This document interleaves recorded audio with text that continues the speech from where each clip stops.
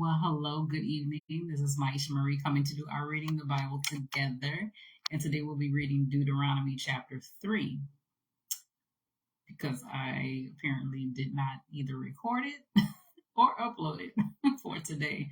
And I have a few minutes, so I'm going to go ahead and get that in. Like I said, I checked my stuff in my schedule and it was not on there. And I was like, where did the video go? But yeah, Deuteronomy chapter 3 from the New Living Translation, and we'll get started. Next, we turned and headed for the land of Bashan, where King Og and his entire army attacked us at Edrei. But the Lord told me, "Do not be afraid of him, for I have given you victory over Og and his entire army, and I will give you all his land. Treat him just as you treated King Sihon of the Amorites, who ruled in Heshbon." So the Lord our God handed King Og and all his people over to us, and we killed them all. Not a single person survived. We conquered all 60 of his towns, the entire Argob region in his kingdom of Bashan. Not a single town escaped our conquest. These towns were all fortified with high walls and barred gates. We also took many unwalled villages at the same time. We completely destroyed the kingdom of Bashan, just as we had destroyed King Sihon of Heshbon. We destroyed all the people in every town we conquered, men, women, and children alike. But we kept all the livestock for ourselves and took plunder from all the towns. So we took the land of the 2 Amorite kings east of the Jordan River, all the way from Arnon Gorg to Mount Hermon. Mount Hermon is called Sirion by the Sidonians, and the Amorites call it Senir. We had now conquered all the cities on the plateau and all Gilead and Bashan, as far as the towns of Selecah and Edrei, which were part of Og's kingdom in Bashan. King Og of Bashan was the last survivor of the giant Rephaites. His bed was made of iron and was more than 13 feet long and 6 feet wide. It can still be seen in the Ammonite city of Rabbah. We took possession of this land, and I gave to the tribes of Reuben and Gad the territory beyond Aurora, along with Arnon Gorg, plus half of the hill country of Gilead with its towns.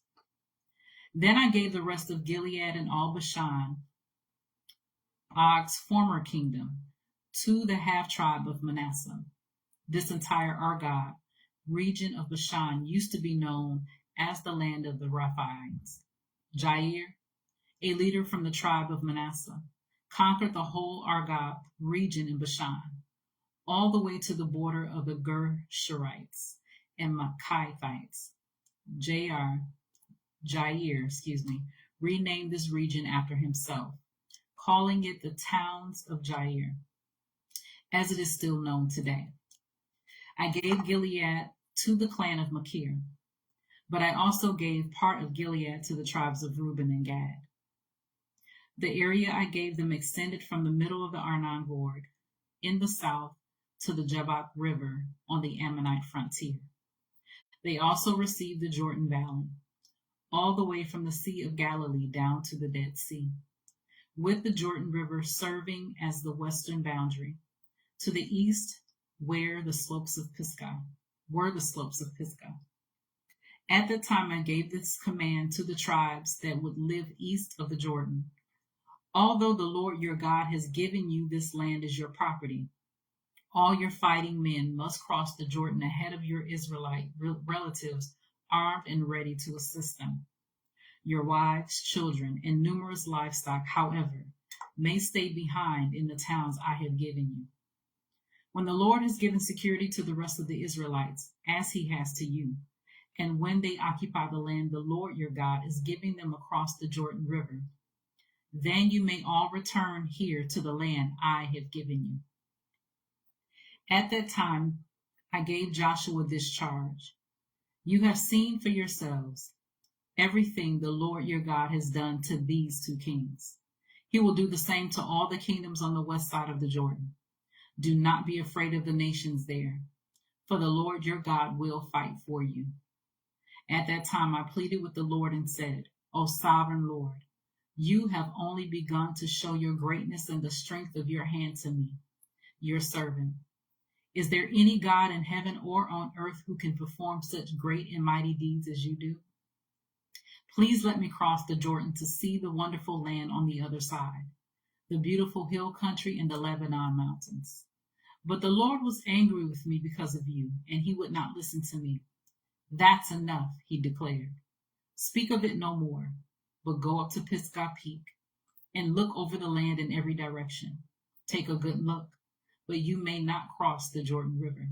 Instead, commission Joshua and encourage and strengthen him, for he will lead the people across the Jordan. He will give them all the land you now see before you as their possession.